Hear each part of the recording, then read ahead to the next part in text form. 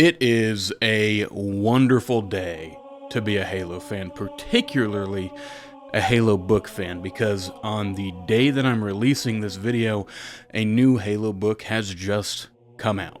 And if my eyes look a little red, I can't quite tell on the monitor there, but if my eyes look a little red, it's because I've been crying. Because I got the book early. They didn't send it to me early, so I don't want to give you the wrong idea. While I was streaming, I had a bunch of people come into my chat and go, "Hey, have you read Edge of Dawn yet?" And I'm like, "It doesn't come out for another week and a half. What are you talking about?" And they say that they just got it at Barnes & Noble. So apparently, if you go to Barnes & Noble, they just put out the books as they get them rather than waiting for the actual release day. So I got this. This is coming out on the 16th, the day that the book actually releases. I got this on the previous Wednesday, which I think was the 10th or 11th, whatever. I'm filming this on the previous Friday, which is today, which is the 12th. So I finished the book 4 days before it actually came out. Just like my Empty Throne book review video, this video is going to be a little bit different than most videos. We're going to talk about the video in a non-spoiler fashion, just give you some of my initial thoughts, really rather or not if I enjoyed the book, if I enjoyed the contents of the book, if I enjoyed the writing of the book, tell you if you should get it or not.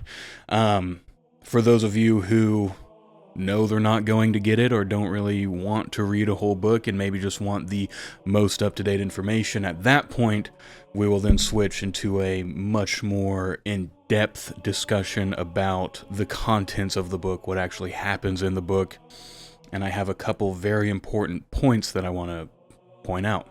Yeah, so I'm kind of throwing this together now because I just finished the book and there's some fresh thoughts. So, in a non-spoiler fashion for the next few minutes, we're going to talk about it.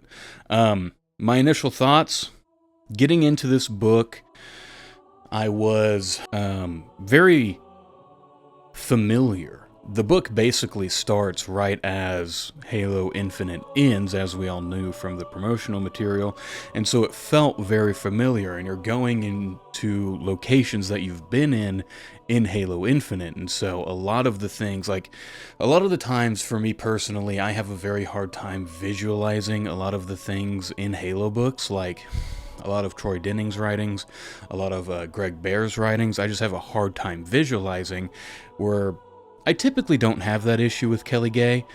However, I had no issues at all with this because most of the locations you're reading about, you've literally walked those halls. And I don't think that's ever happened other than in Halo the Flood and Hunters in the Dark, where they go back to the Ark and you get a lot of the familiar areas from Halo 3. I could be wrong on that. Again, my brain's a jumbled mess after reading this book, but what I really want to talk about when it comes to actually reviewing this book is just my love for Kelly Gay.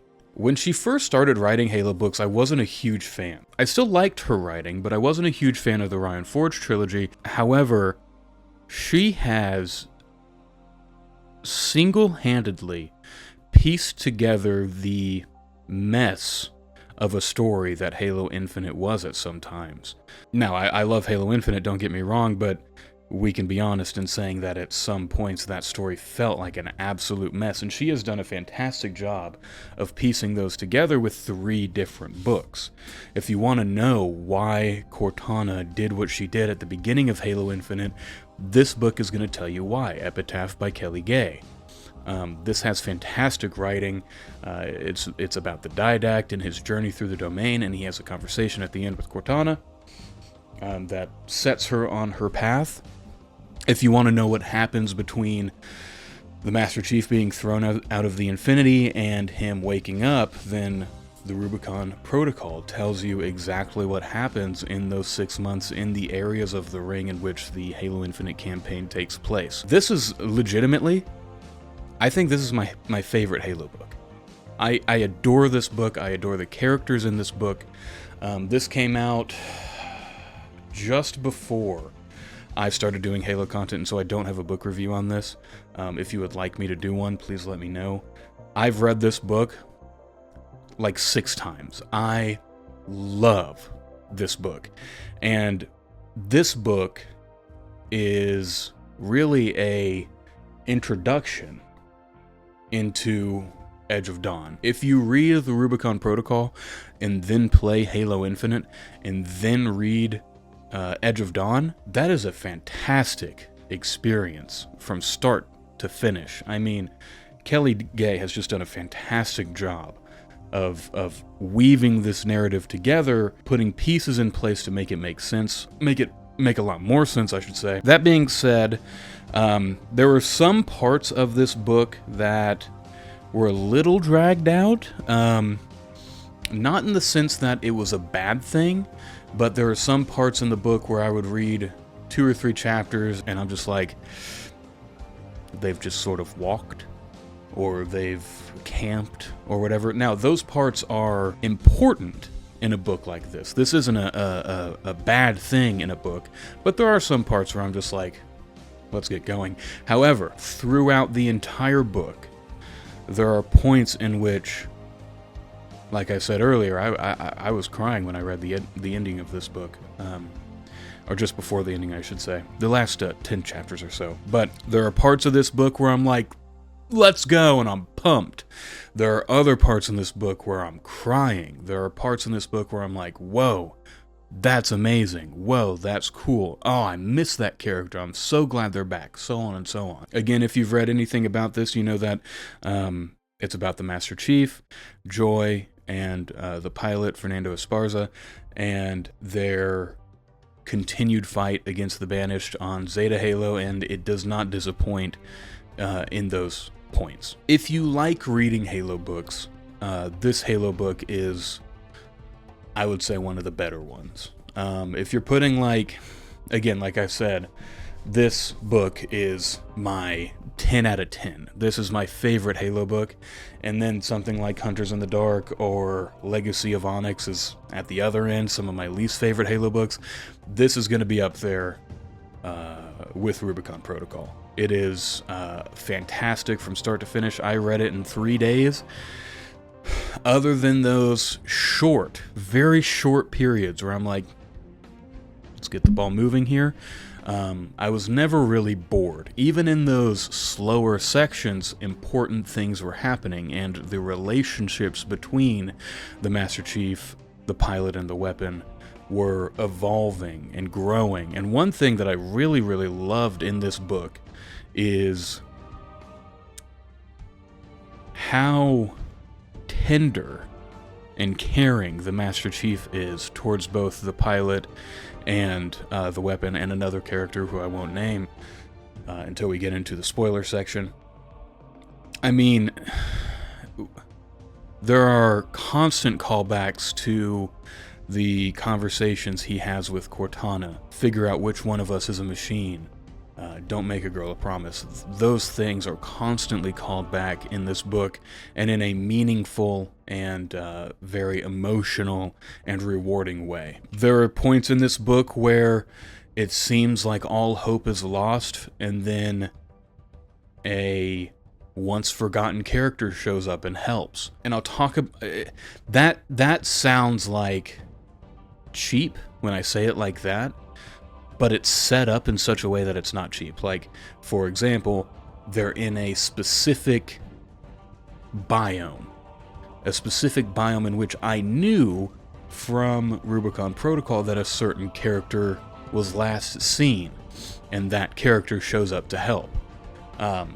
So it's set up in a way to make it not feel cheap. It doesn't happen often in this book, but it does happen. There are also some very interesting revelations and callbacks to the Forerunner trilogy, which is, to be expected for a book set on Zeta Halo, which an entire book of the Forerunner trilogy, Primordium, is basically all set on Zeta Halo. So I'm kind of rambling incoherently now, and I really want to get into the nitty-gritty of this book. So if you're a Halo fan, if you like reading books, I could not recommend this enough. If you want to know more about the Master Chief, the weapon, the pilot, and about what happens on Zeta Halo. And really, if you want to know what's going to happen in Halo 7, you should definitely give this book a try, because I think I have a very solid understanding of what the next game is going to be about, what the antagonist of that game is going to be, and how that might play out.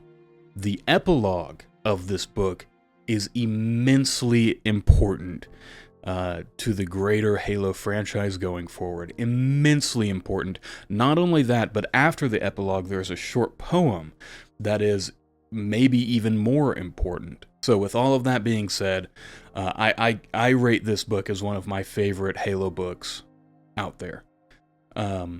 If Rubicon Protocol, which I still think, I've read Rubicon Protocol 6 times, so I have a familiarity with the Rubicon Protocol that I don't have with this book quite yet, even though I just finished reading it.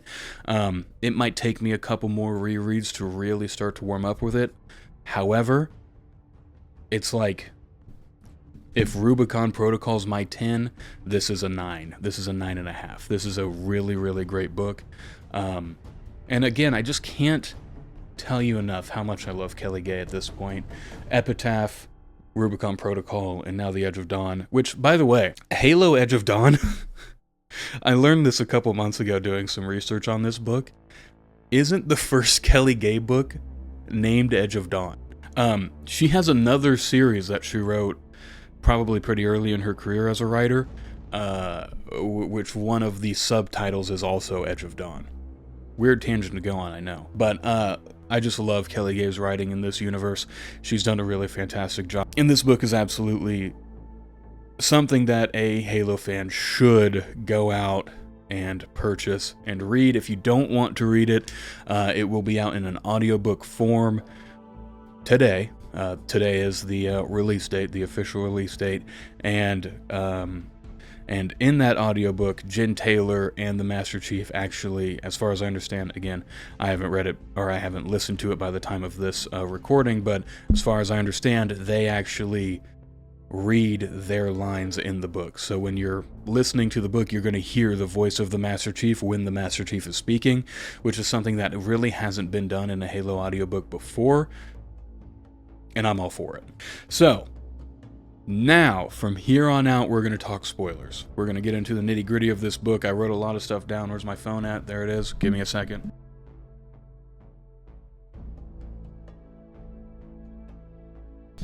I wrote a lot of stuff down that I wanted to go over with you guys as far as what is in this book. So the book starts with a poem. It's a poem written by Cortana. It's entitled, "This is the way my world ends. We are as one, you and I, forged of the same steel. You soft around the edges, untested.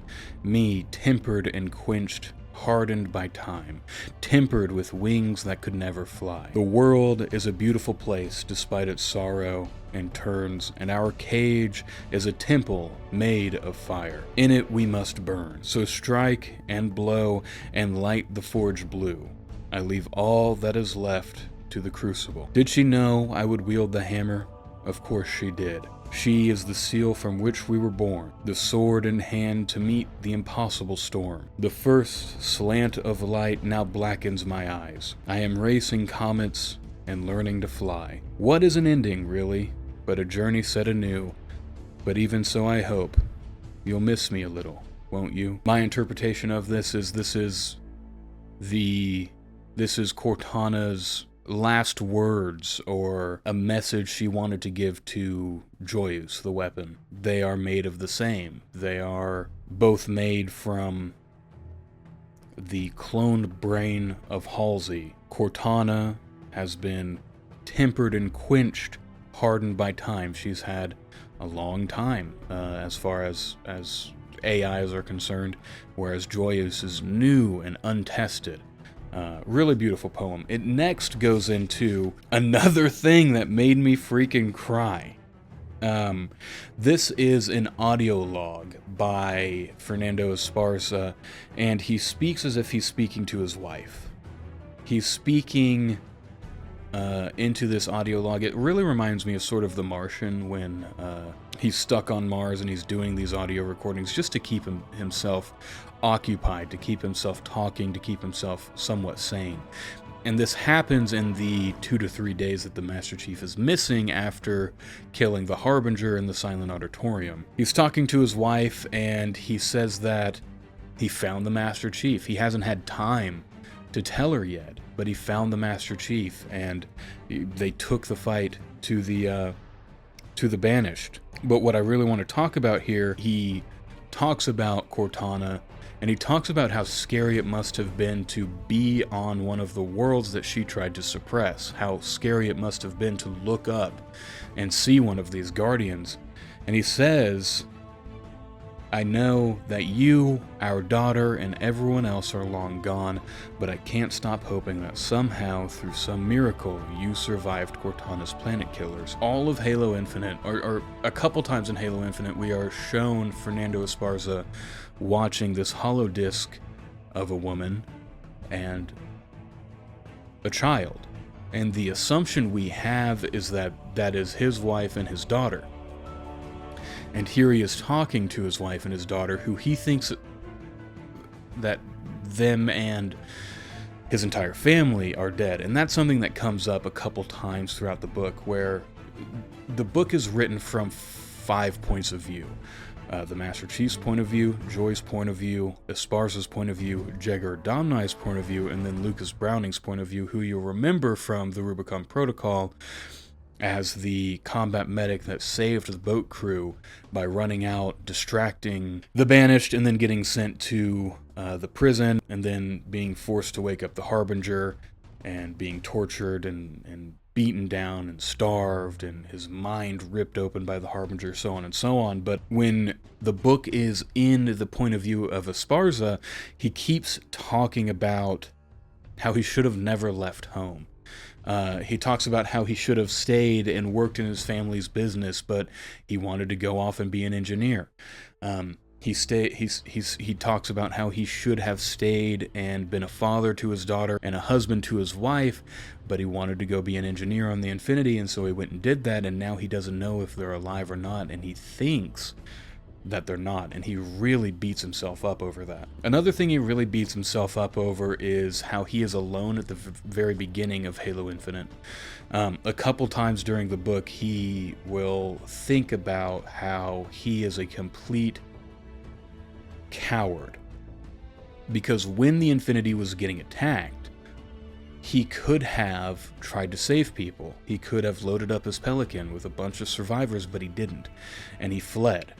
And there's this really, really great moment between Esparza and the Master Chief where the Master Chief realizes that everything he's done since finding the Master Chief wasn't out of loyalty to the Master Chief or wanting to help the Master Chief or anything like that.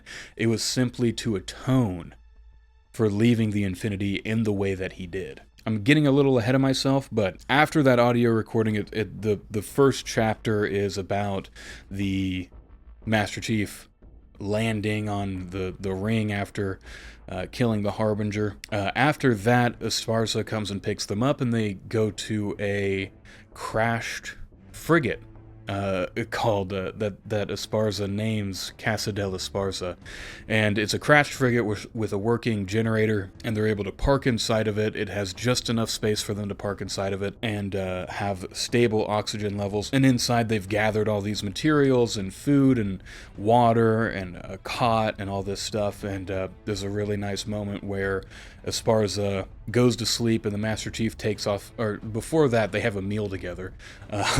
Esparza cooks a couple MREs for the Master Chief and himself, and they sit there having a meal together. And it's probably the first time that Esparza has seen the Master Chief's face. He takes off his helmet to eat and also sleep. And while they sleep, Joy starts looking through the frigate's files. And what's really important here is that Joy was only given relevant information for their mission. And what that means is, she doesn't know anything about humanity. She only knows about the UNSC in a very basic sense, but also about Cortana and the Master Chief and the mission. But she doesn't know human history like most smart AIs probably would. She doesn't know the context of how they got there. She doesn't know the war with the Covenant. She doesn't know what started the war with the Banished. She doesn't know all of these things, and so she's trying to compile this information in order to catch up, to come up to speed. And this is when Joy realizes that she's part of something bigger than herself. She realizes that she's part of a very specific chain of people and artificial intelligences that completely changed the course of human history, starting off with Dr. Halsey, then Kalmaya, then Cortana, and now herself. And her and the Master Chief sleep, Esparza and the Master Chief sleep, and then she reflects on a poem about her name. By the way, about her name, there's this really, really funny section where she says she has the perfect name, and the Master Chief is literally exactly like us. I think there was this dread within the Halo community that she was going to pick Cortana. And the Master Chief thinks that while he would have supported her in that decision, when she finally reveals her name to himself and the pilot, he is struck with relief that she didn't pick Cortana, because if she had, there's a lot of unworked through trauma, unworked through pain and sorrow still associated with that name and the form that she has, and he's super grateful that she doesn't pick the name Cortana. There's also a funny joke about Steve Downs. When Joy first reveals her name, she says her name is Steve, and the pilot's like, "What? That's a weird name," and she says it's a perfect name. What are you talking about? I think that's an obvious reference to Steve Downs, and then she finally reveals her name as being Joyous. Then comes something that I was super not expecting and thought was freaking awesome. They nuke Escherum's funeral. What? Like, I'm reading the plan they have. The Chief and Esparza were able to scavenge a nuke, and then they talk about Escherum's funeral, and in the back of my head, I'm like, no freaking way. They're gonna nuke his funeral? So, what they do is they get a couple Sentinels, and Joyous has taken the Encephalon core from the Harbinger. She did that in Halo Infinite. Now, from here, she would be able to basically control the automated systems of the ring. And so she's able to control the Sentinels. And so the Master Chief helps her hack 2 Sentinels, and then they nuke Escherum's funeral. And this section has some great information about about brute funeral practices and what all is entailed in that. And I'm going to make a short video about that. But they hijack, or hijack is a good word, or hack is a good word. They hack 2 Sentinels. They go to Escherum's funeral. Escherum had just been incinerated, and Jaeger Erdamni was there. There are 2 brutes that have, like, a very strong clan to their name. There's another brute from Escherum's clan, and then there's an elite. And then there's Jaeger Erdamni. And all of these people, or all of these aliens, are talking to the Banished. They're actually on the House of Reckoning. They're on the top of the House of Reckoning, and then down below are brutes, grunts, jackals, humans even. This one really goes into the fact that there are humans in the Banished, and a lot more humans on Zeta Halo within the Banished that we actually thought. In the Rubicon Protocol, there's only 1, and this one there's at least several. I mean, seemingly several different groups working within the Banished. Jaeger Erdamni kills one of the strong brutes, and then they start going after Jaeger Erdamni's pet. They want to kill all the humans. And so, even within the Banished, they want to kill the humans within the Banished, and there's a squabble down on the ground where jackals and grunts start fighting the humans within the Banished, and those humans start defending themselves, and then they go after Jaeger Erdamni's pet. Well, Jaeger Erdamni's pet is Lucas Browning, who I talked about a little bit earlier. The Master Chief sees Lucas Browning. He sees Jagger or Dom Knight take Lucas Browning, get into a Phantom, and then leave. And then they nuke his like they nuke Eshram's funeral. I couldn't believe it. I was stunned by it. I mean, it's such a brilliant thing to do because there's so many Banished there. The entire Banished leadership pretty much is there after Eshram's death, other than Aatrox. And they nuke the shit out of it, and it's awesome. But Browning and Jagga get into a ship. The Master Chief and the pilot and Joy, they go after Lucas Browning because they can see that because Jagga has Lucas, and they knew that there was a human in the tower with really important information because in canon, the Master Chief found all of the audio recordings in Halo Infinite, and in Halo Infinite, Lucas Browning has his own set of audio recordings. In canon, he found all of those, and so he knows that there is a banished prisoner human who has really important information on the Harbinger, and so they decide that maybe it could be Lucas Browning, and so they go after him. They follow Jagger or Domnai to this underground facility where there were holding cells, and it was somewhat natural, somewhat banished made, and it had been called Erdamnai Keep. They go in, Jagger Erdamnai knows they're there, but he allows them to rescue Browning, and man, like I said, there are points in this book where I'm like, let's go. There are other points in this book where I start weeping, and this is one of those points where Lucas has been in banished custody for months. He's been starved, beaten. He even talks about how within Erdamnai Keep, jackals would let him loose and then hunt him down and literally eat scraps of his body. They would nip at him and eat what they got. And so he has chunks missing from his body. The Master Chief walks up to him, takes a knee, and there's this really emotional part where Browning, having been starved, beaten, tortured, he's been hallucinating, and he doesn't think that what is in front of him is real. He hears this voice, he sees a Spartan, and he thinks maybe this is Spartan Stone. Now, Spartan Stone, he had last seen with helping him escape, and the boat crew escape from the Mortal Reverie, and then she goes missing.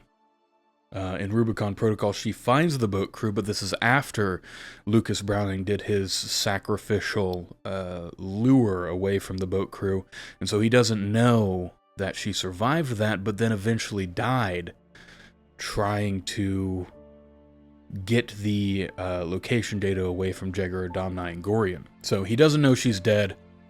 The Master Chief eventually tells him, but there's this moment where he thinks it's Stone, and then he realizes that it might not be Stone. He asks this Spartan if he's hallucinating. The Spartan says he's not hallucinating, and then the Master Chief just picks him up, puts him on his shoulders, and starts running. They're able to make it out of the of Erdamnai Keep, but only because Jagga allowed it. The Harbinger had placed a tracking device somewhere on Lucas's body, so he knew he would be able to track Lucas, and he thought maybe if I let the Master Chief take Lucas, I can track them to whatever the Harbinger wanted Lucas to find, or whatever she wanted Lucas to do, because he didn't know. Jagger Erdamnai didn't know what the Harbinger wanted. He didn't know that she was even dead. He just knew that she had gone missing after Eshram's death, and this human was important to her in some way. And while the Master Chief is getting Lucas Browning out of the Erdamnai Keep, the book shifts to Jagger Erdamnai's point of view, and he reflects on his time in the Covenant as a silent shadow. And a couple of weeks ago, maybe even a couple of days ago, it might have been less than a week, Halo, the Halo YouTube channel, re-uploaded the Headhunters short story. And in the back of my head, when I saw that, I was like, why did they do that? It's already public. Why are they redoing it? Well, it turns out they're doing that because this elite is Jega Erdamnai. Damn. He talks about how he from his point of view, how this all went down. He talks about how when the explosion happened, he knew that the Covenant wouldn't come after them because the Covenant had such a huge military that their people were expendable. And then he talks about how a savior did come, but it wasn't the Covenant, it was the Banished. And this is how Jega Erdamnai joins the Banished. Like I said, the Master Chief is able to save Lucas Browning, and then once they're somewhat safe, actually not even while they're somewhat safe, while they're still actually in the keep fighting out of it, the Master Chief puts Browning down, goes out, kills a bunch of Banished, and comes back. And when he comes back, Lucas is looking up at the Spartan, and he sees the 117 on his chest. And he realizes who has come to save him. And he's literally like, he can't believe it. Like, the literal savior of humanity came to save me. And then to actually exit Erdamnai Keep, the Master Chief literally punches a hole through the cave wall to get an exit. It's really great. They get into Echo 216. They leave. When that happens, Echo 216 is actually damaged pretty severely, and so they have to find somewhere somewhat safe to lie low and make repairs. They do that by finding a mountain peak. You know where I'm going with this? If you've read Rubicon Protocol, you know where I'm going with this. They go to this mountain peak where there's an alcove, they park the Pelican inside the alcove, and they start making repairs.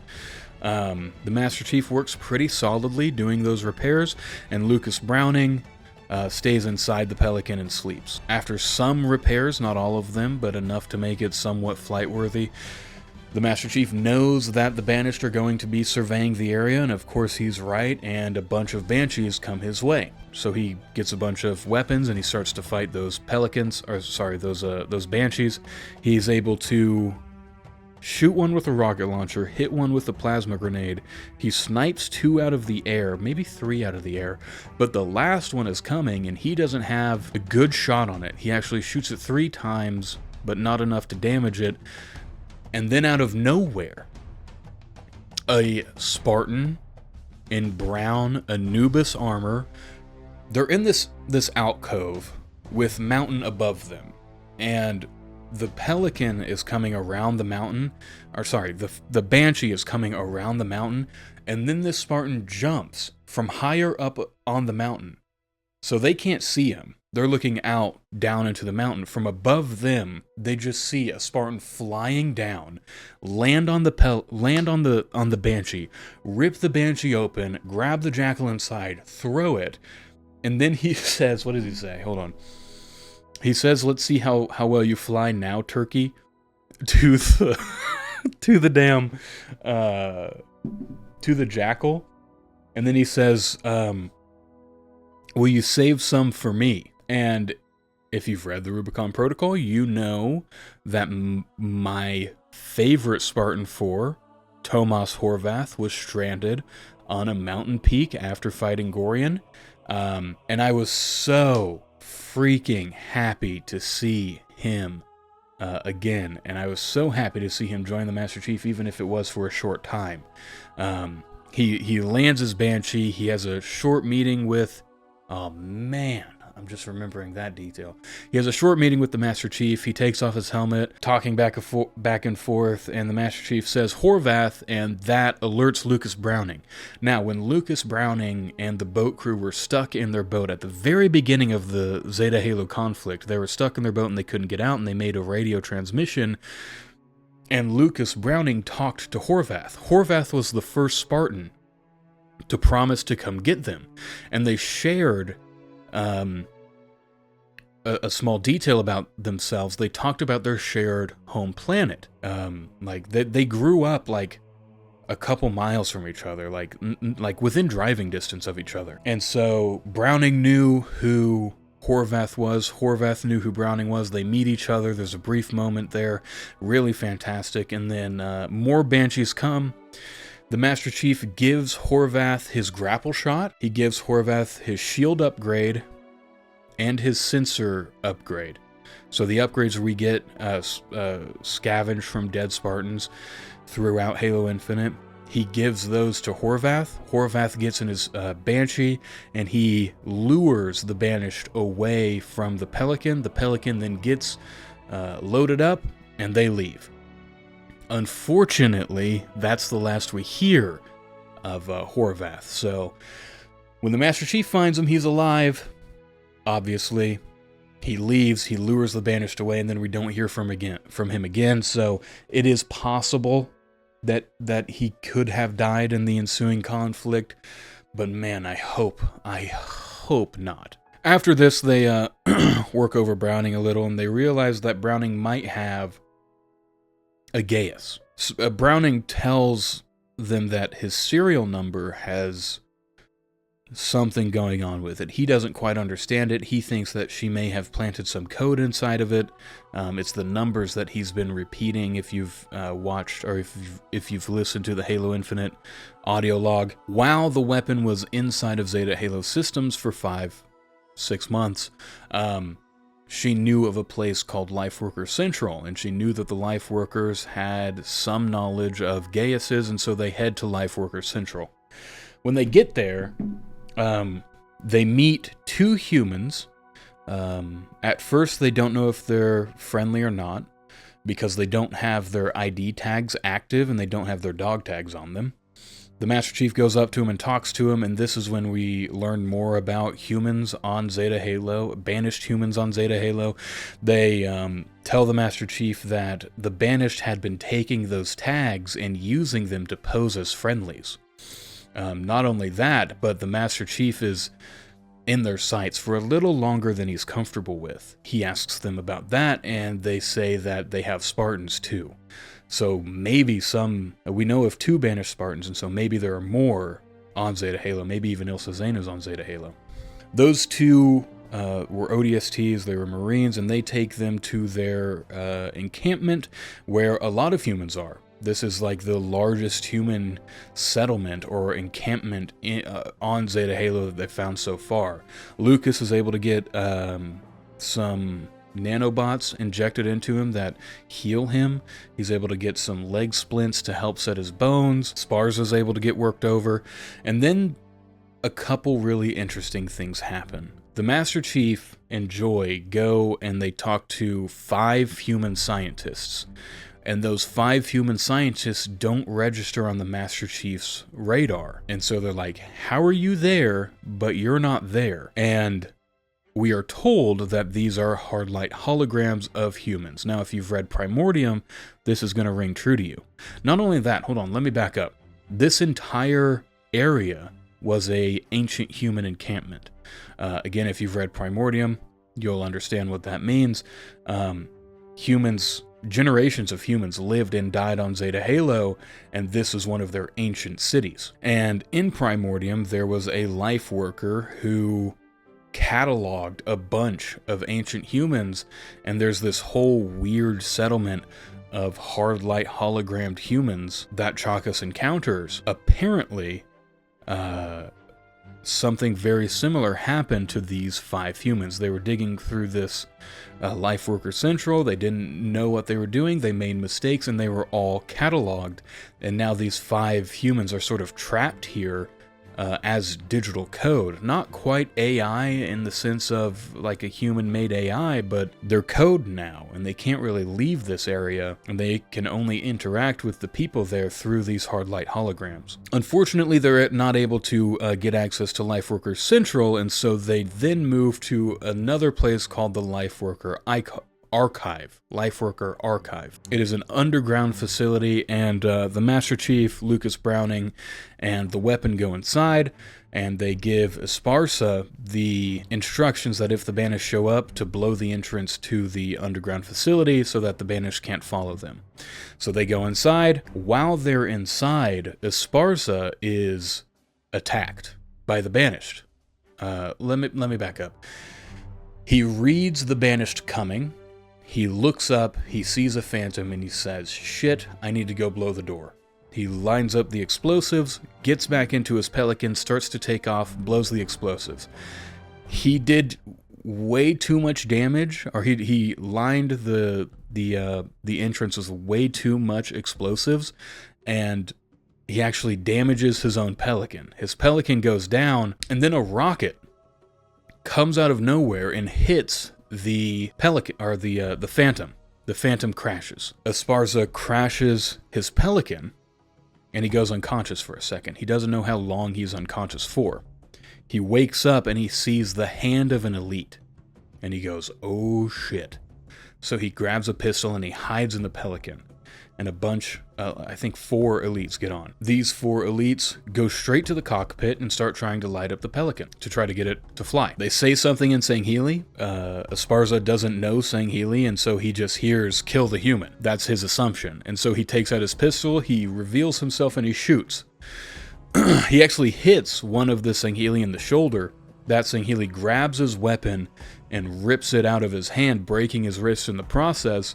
And we're all, I'm reading this thinking, well, he's cooked. And then the elite says, like, what are you doing, fool?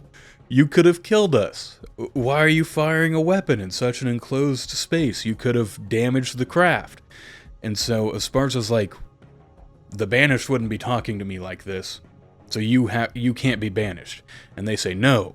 Ooh, this is one of those points where I'm like, yeah, we're Swords of Sanghelios. So there were at least four Swords of Sanghelios on the Infinity when it got attacked, and they were able to get down to the ground, and since then they've been hunting the banished, which how cool is that? So they leave, they go somewhere else, and then there's a really weird, there's a really long drawn out side mission here where the Master Chief, Browning, and Joy are going through the Lifeworkers facility. They don't know what the hell they're looking at, and they finally find a Huragok. This Huragok reads Browning, realizes there's a Gaius. Joy asks the Huragok if they can erase the Gaius, and the Huragok says no, but I can rewrite it if I have the correct tools. And then the Banished start making their way into the facility, so those four have to make their way out of the facility.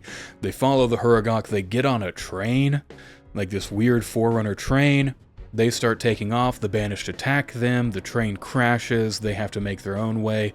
And then, some of the weirdest stuff I've ever read in a Halo book happens. The Huragok teleports them back to the Silent Auditorium. Back to the very spot where the Harbinger's body still lays. The Huragok activates something, and then the Master Chief and Joy are surrounded in light. And then they disappear. While they are disappeared, Jegar Domnai shows up. Jegar Domnai questions Lucas Browning.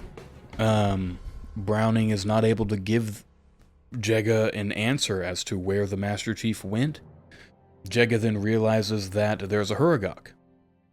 And Jega decides that the Huragok is more important and may lead him to whatever the Harbinger wanted in a more direct manner than Lucas could. And so he stabs Lucas in the gut. The Master Chief and Joy go into this memory. They actually witness the trial of the Harbinger and the Endless. They witness the Forerunners' trial against them. There are a lot of questions there, and the Endless don't really give any answer. The Forerunners are asking them where they came from. The Endless say, we reserve the right to keep that secret. The Forerunners ask them, how did you survive Halo? The Endless say, we reserve the right to keep that secret. So the Forerunners come to the conclusion that you were not here before Halo, or you survived Halo. Either way, you pose a direct threat to the mantle's succession to humanity. You have to go.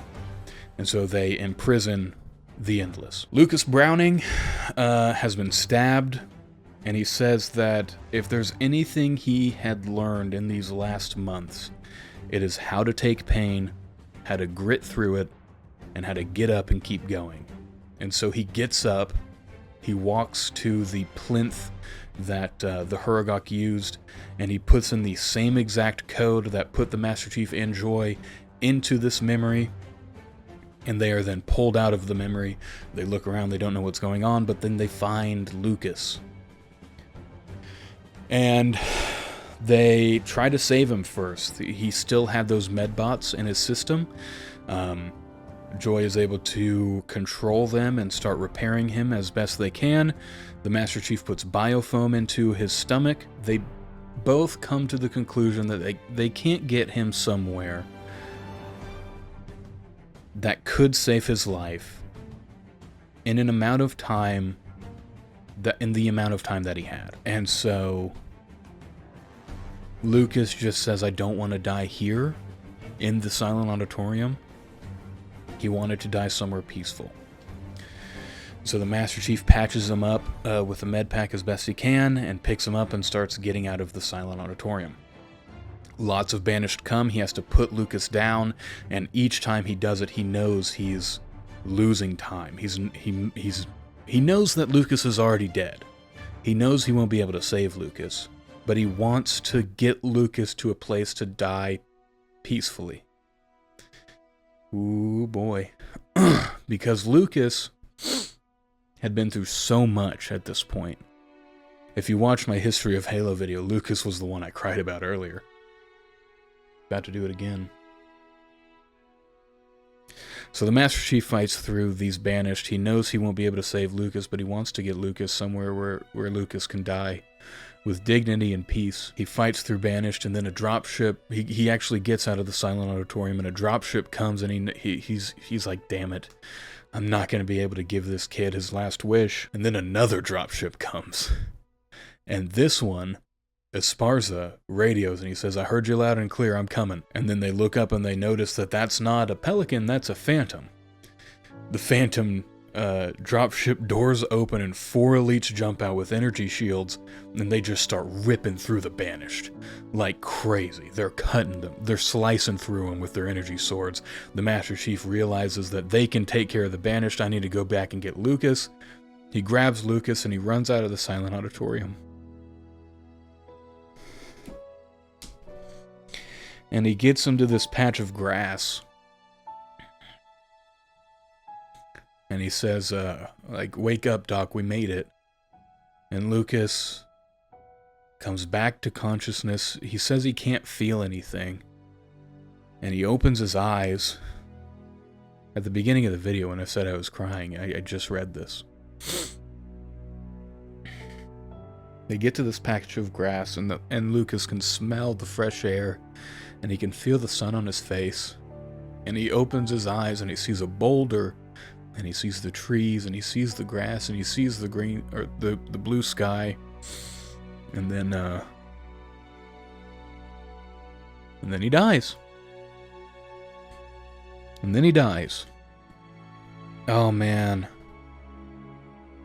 I need to back up a second. I need to read you this part. This is Lucas's last thoughts.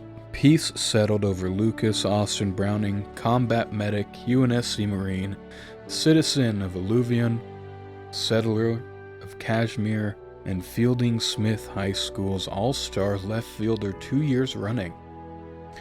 Only son of Marcus and Betta Browning, brother to Taylor, Penny, Adeline, Jillian, Audrey, and Isabel. He should have died months ago, along with his friends, but maybe wherever he was heading, they were still waiting. Ooh, shit, man. I don't know why Lucas gets me like this, dude. He gets me, dude. It's bad. He should have died months ago along with his friends, but maybe wherever he was heading, they were waiting, probably at a hole-in-a-wall sports bar where Cam, Murphy, Joe, and Stone saved a seat for him. Then he dies. Lucas just makes me cry. Like, he's so sad. He's such a sad character. He just gets me, dude.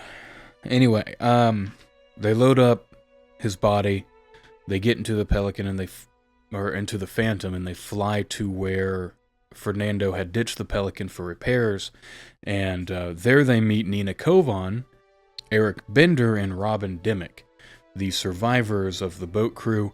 From there, they then go back to Lifeworker Central, where that large human settlement had been made, and they bury Lucas Browning. In fact, the Master Chief himself digs the grave with no help. The Master Chief dug the grave, set the gravestone, set his body, and buried him. And then they had a short funeral for him. And the Master Chief talks about how in another setting this would be a very modest funeral. But for Zeta Halo, for what the kid went through, this was pretty good. Then we go back to Joy. Joy helps the 5 human scientists who had been digitized. They find a sub-monitor housing, and they're able to put those 5 humans into a sub-monitor. And then the Master Chief is looking over Lucas's grave. And this really hit the Master Chief. This death really hit him, because this whole book he's trying to keep Lucas alive. And he failed. And this is the first time that Joy had someone that she cared for die. And Esparza, too. I mean, he's not a soldier. He's not used to this sort of stuff. And so this really hit the team hard. And so the Master Chief is looking over the grave, and then Kovan comes to get him and says, we need to go back to the encampment. They found something. They need you for something. They all go back to the encampment, and they say that we had found something out there. We're not able to pick up ID tags, but we were able to get some visual information. And what the visual information was more humans. More humans than they had seen on the ring. Massive amounts of human soldiers. Likely the rest of the humans on the ring, other than this section that they had been on this entire time. And so what that means is it could be the remaining survivors of the Infinity, including Blue Team, Lasky, Halsey. It could be the army that the Master Chief has been wishing for this entire time. The Master Chief then looks around at this encampment and he says, all right, let's get to work. And the book ends. The book doesn't actually end there. That's the last chapter of the book, and then the epilogue starts. The epilogue, which I'll talk about this for a second. I went to go pick up the book from Barnes & Noble, and I very quickly did something that I shouldn't have done. I did this. I grabbed the book, and I went, haha, I have the book. 1 second, let me see how many pages are in the book. Oh, good. There's the epilogue. Epilogue is on 304. Cool. And as I looked up like this, my eyes crossed the first word of the epilogue. And it's a word that can only mean one thing. Fell. And I went, ah, shit. I just spoiled a massive thing in the book. So, the epilogue is about the Arbiter. The Arbiter is in Vadam Keep. He actually missed an attack on the Banished. He had been fighting the Banished on Suban for the last couple of months. This is that Halo Infinite map with the Needler crystals. He has called Spartan Vale back. Spartan Vale has been working closely with the Arbiter for some years now. And Vale was supposed to be in this attack, and she's like, why was I the only one there? You were supposed to be there. What's going on? And he goes, I have something for you. He lights a display. And so I have good news and I have bad news here. The bad news is that the UNSC did not, as far as I can tell, pick up any information on Zeta Halo's location data. The very end, or the latter half of the Rubicon Protocol, is all about finding Zeta Halo's location data, because Zeta Halo sustained damage. When a Halo sustains damage, they're immediately sent into slipspace and to an unknown location. And so for the last 6 months, nobody knew where the Infinity or Zeta Halo were, which is a really big deal. The boat crew was able to get that location data. They go to a beacon tower, they send it off in hopes that someone will pick it up. The bad news is that the UNSC did not pick it up, as far as we can tell. The good news, however, is that the Swords of Sanghelios did. And so the Arbiter is sharing this information with Vale. The last words in the book are, this changes everything. So, the Swords of Sanghelios know where Zeta Halo is. They told Olympia Vale, who is going to report to the UNSC, where Zeta Halo is. The Master Chief just found a huge encampment of humans. The Banished are still a massive threat. Jagar Damnai is still alive and looking for the rings in Cephalon. So, if I were to guess what the next game is going to be, It is still going to be on Zeta Halo. It is still going to be about the Banished. It is still going to be against the Banished on Zeta Halo. Aatrox is not in this book. We know Aatrox is still alive per the ending of Halo Infinite. Aatrox is not in this book. Jagar-Adamni is, and he survives. I think the next Halo game is going to be on Zeta Halo. It's going to be against the Banished. The main antagonist is going to be Jagar-Adamni. And at some point, the Swords of Sanghelios and the UNSC are gonna show up for help, which is great. I'm so psyched about that. Now we get to the very end. There's an adjunct called the Harbinger's Lament. And this may reveal the origin of the Endless. I'm gonna read it to you. He hovered over the waters, a wisp of the lords of old. The bright horizon trembled and wait. Great wings and flowering tail, pure life bound in celestial circulation, verdant gaze, prelude to breath. One making, they of making, his nature from a pulse beget. He was, we are, he became, a radiant shower. Spores become shores, we sprang forth. Vessels of eternal light, computation, circulation, quantum blood, and neural bone, within a skin a glow of home. Are you confused? 'Cause me too. Our world was life beyond the before. From his light we were made. Among all kinds we rose, over the flow of the twinning streams, as that which passed became was from is. We sought lasting, we sought unity. We grew from dust, we grew as his, we beloved as his, we grew anew, the children of Abaddon, seeking to last everlasting, to swim in the twinning streams, to be at one with the current. What was, what is, what will be. Each of us grew anew, we begot what became us, familiars, propagation, echoes, each a kind of our own, to preserve, to cultivate, to build. We were as he is to us. Some we kept close, some we sent out, some remain among you. We stood by, but not by.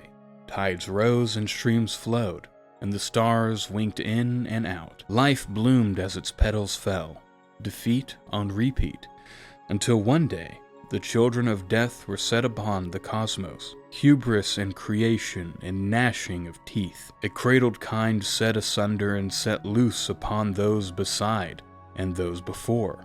Hunters of his kin, crafters of his yoke, blind to us, but bound to us. A new wave had crashed upon this galaxy's shores. A twisted deluge once more seeking unity, but not like before, and not as we sought. Not to commune, but to command. It was like our Lord. It is not our Lord, but it seeks to be yours. Countless centrons aligned like stars, a constellation brought a broken freedom in the shape of a ring. Its pervasive pulse cleaving in the wake of cleansing, rattled and ruptured our timeless tethers, our entangled essence damned from the eternal font. A twisted tributary, both misery and sweetness, to our everlasting weeping and wails. We cast our plight upon the hunters. We weave our fate to those that follow, though we had come before. The first freed by the displaced. I search but cannot know like I should know. Cannot find my kind, my mind. Once I wielded the kinetic light of an aborted age, but now I can but scrape power off the scant surface, like wiping the dew from a vessel full but closed. For once, I feel the ticking clock. Reclamation, provocation, they do not understand, but they must provide an end all the same. He like machine, her like mind, photon neurons, alloy flesh to bind. If I could but show them the truth, what kings their kind were built to be, more than false echoes of a sundered scar. Cut off from the glow, I've lost my light. Eternal whole, now finished fight. My last drops, an entangled plea, to return the why of me to we. But to no surprise, this is no surprise. We live all of it once, to remember, to be, to become. I knew I was to die, but could not have lived differently, would not. The flow we map within the glow is not an immutable current, but the overlap of cause and consequence. The universe is a box, We know its edges, we fill its space. Mine to be a story told, a herald of new and now and old. Last drops of light sing their song. Tell them I am sorry it took so long. I have no goddamn idea what the fuck that means. My brain is too rattled to even start to comprehend what the hell that means, and so I'm going to leave that for a later date. That is the story of Kelly Gay's Edge of Dawn in the most rambling, incoherent, fresh-memoried way that I could do it. Really, it was a great book. There were, like I said, there were parts where I was exuberated, exhilarated, excited. There are parts where I was dreadful and mournful and sad, which I love when a book can make me cry. I've read a lot of Halo books. I've read a lot of books. There are very few books that have made me cry, and I will tell you right now, Kelly Gay has made 3 of them. So, with all of that being said, I don't know if this is a coherent video or not, but thank you all so very much for watching. I appreciate every single one of you. We just hit 100,000 followers. In fact, I got word from YouTube today, the day this video comes out, I will have my 100,000 subscriber YouTube plaque show up at my door. So obviously I couldn't have done that without each and every one of you. I appreciate each and every one of you. I dearly love each and every one of you. Thank you guys so much for watching, and I will see you in the next one, where we're going to go over the entire service history of one of my favorite Oni teams. If you watched a lot of my videos, or you've talked to me, or you've seen my streams, you probably know who that is. But I'll see you then. So thank you all so very much for watching, and I will see you then. Okay? Bye, everyone.